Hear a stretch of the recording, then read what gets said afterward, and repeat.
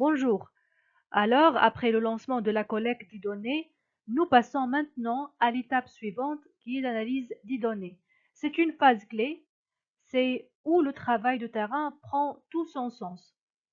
L'objectif de cette deuxième séance de mentorat, c'est justement d'approfondir un peu les compétences en analyse statistique. Nos étudiants vont répondre aux questions de recherche et à l'objectif de l'étude grâce à une utilisation adéquate des tests statistiques. Concrètement, pendant cette séance, on va revenir avec eux sur les données qu'ils ont recueillies et on va guider sur le choix des tests statistiques.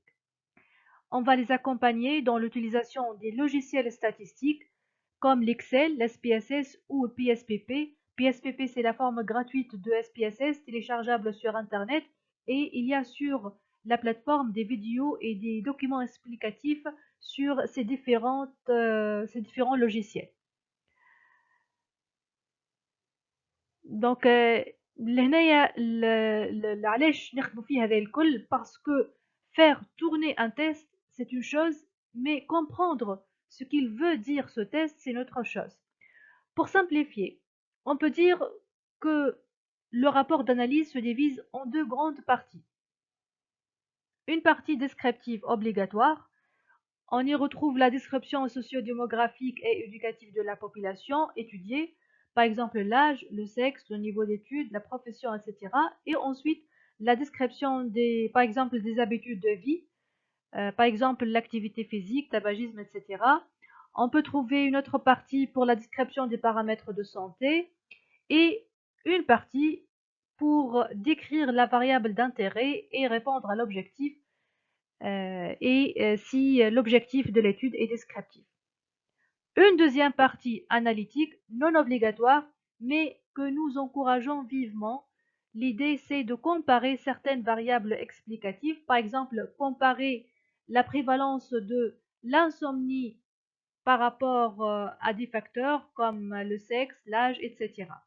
Ces petites analyses peuvent donner un vrai plus au travail et enrichir la discussion. Donc, on va retrouver le formulaire Google, on va se reconnecter au Google Form et de télécharger le fichier Excel qui contient toutes les réponses collectées. C'est ce fichier que sera la base de tout le travail d'analyse. On clique sur le formulaire et on va l'ouvrir. Dans Google Form, il suffit d'aller dans l'onglet Réponses, puis de cliquer sur la petite icône verte pour ouvrir ou exporter vers Excel. Une fois téléchargée, on a enfin notre base de données brute prête à être nettoyée, triée et analysée. Alors, maintenant qu'on a téléchargé la base, deux possibilités s'offrent à vous.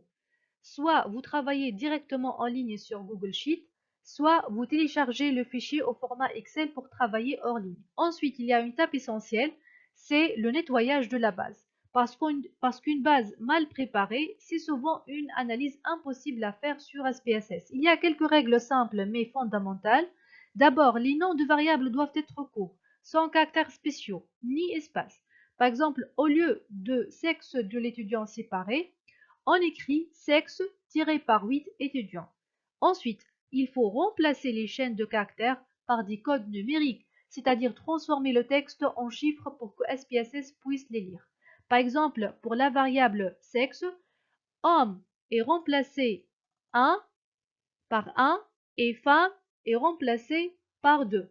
Et il faut noter tous les codages pour ne pas les oublier lorsque on transforme Excel en SPSS.